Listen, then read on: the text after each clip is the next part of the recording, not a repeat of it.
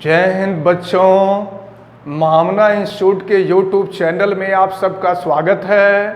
आज हम लोग क्लास 10th हिंदी माध्यम फिजिक्स प्रकाश का परावर्तन एवं अपवर्तन में गोलीय दर्पण जिसमें अवतल दर्पण के द्वारा प्रतिबिंब का बनना हम लोग पढ़ेंगे।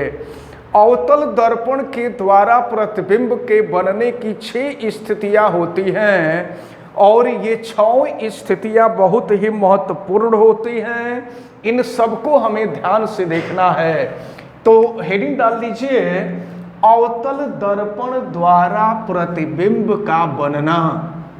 पहली स्थिति, या चलिए हेडिंग डाल लीजिए, अवतल दर्पण द्वारा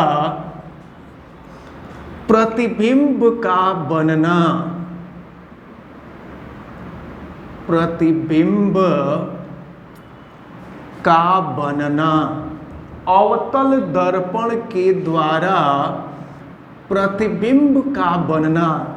image formation by concave mirror. तो देखिए, इसमें 6 स्थितियां होती हैं और 6 स्थितियों में से जो सबसे पहली स्थिति होती है कि अगर वस्तु को हम लोग बिंब कहते हैं, ये दिमाग में रखे रहिएगा। विज्ञान की भाषा में वस्तु को बिंब भी कहा जाता है।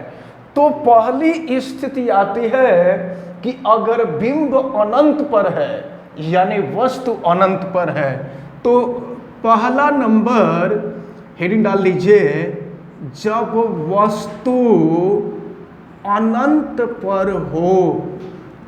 जब वस्तु अनंत पर हो, तो देखिए, जब वस्तु अनंत पर होता है तो अवतल दर्पण के द्वारा किसी वस्तु का प्रतिबिंब कैसे बनता है।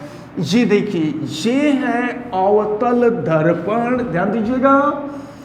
और उत्तल पृष्ठ पर अगर पॉलिश लगा हुआ है तो ये अवतल दर्पण ही होगा। और प्रकाश का परावर्तन अवतल पृष्ठ से होगा। ये है दर्पण का ध्रुव और ये है दर्पण का मुख्य अक्ष।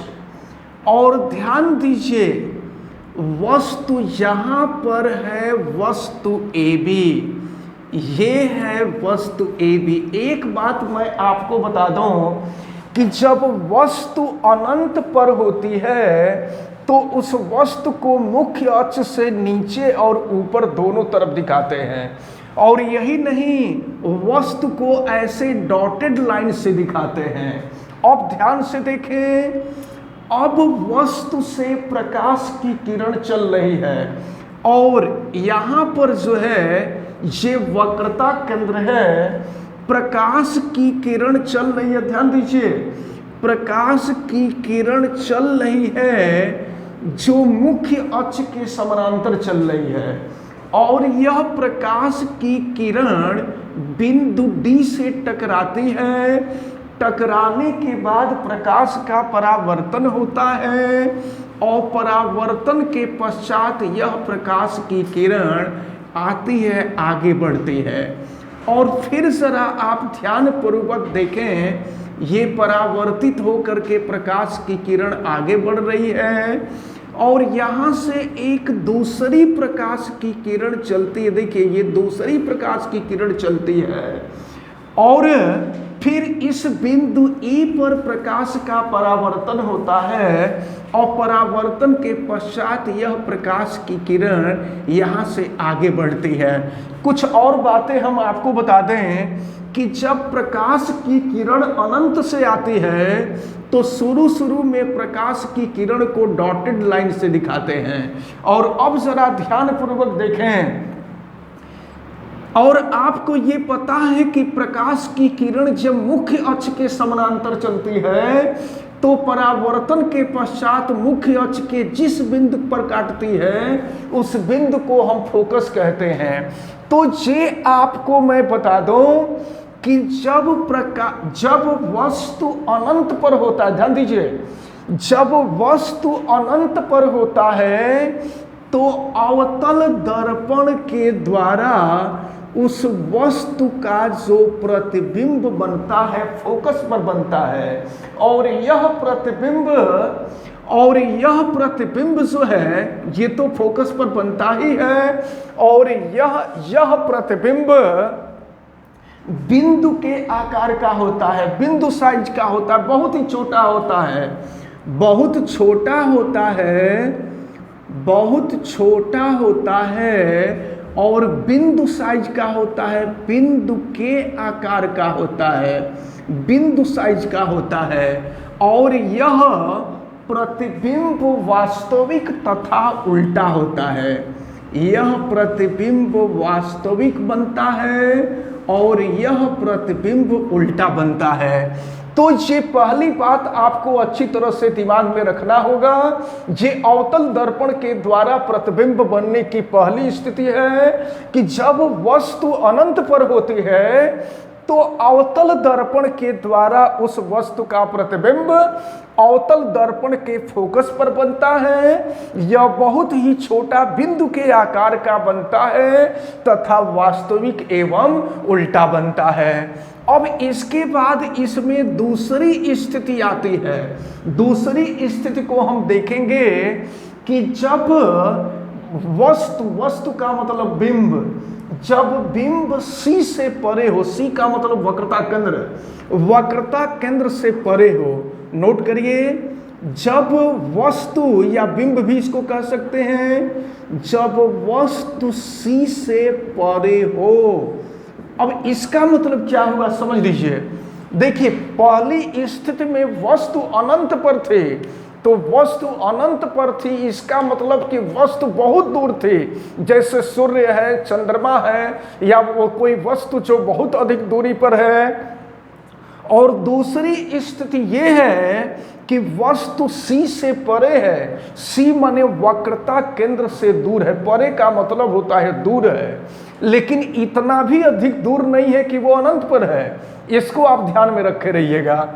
तो जब वस्तु सी से परे होता है तो उसका प्रतिबिंब कैसा बनता है, उसका फिगर हम आपको यहाँ बना करके दिखा रहे हैं, क्योंकि यहाँ जगह नहीं है। और या नहीं तो चलिए इसको मिटा देते हैं और फिर हम आपको यहाँ दिखाते हैं कि क्या स्थिति होती है।